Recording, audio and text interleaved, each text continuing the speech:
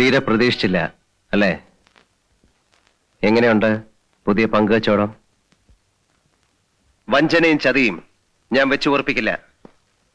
ഇവിടെ ഒരു നിയമമേ ഉള്ളൂ. അത് നീ ആയിരുന്നാലും ശരി, ഞാനായിരുന്നാലും. നീ തന്നെ പറഞ്ഞ വാചകമാണിത്. പറഞ്ഞത് അബദ്ധമായി പോയെന്ന് ഇപ്പൊ തോന്നുന്നുണ്ട് അല്ലേ? ഞാൻ ആരെയും വഞ്ചിച്ചിട്ടില്ല, ചതിച്ചിട്ടുമില്ല. നിനക്കിഷ്ടമില്ലെന്ന് പറഞ്ഞോണ്ടല്ലേ?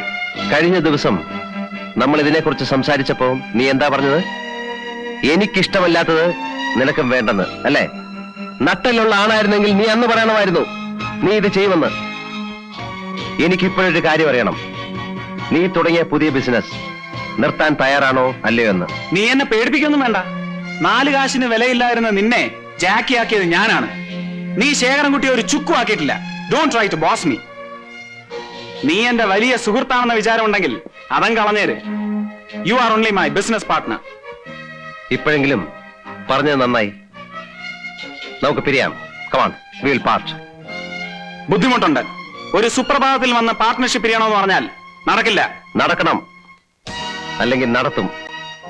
ഇന്നു മുതൽ നിനക്ക് നിന്റെ വഴി, എനിക്ക് എന്റെ വഴി.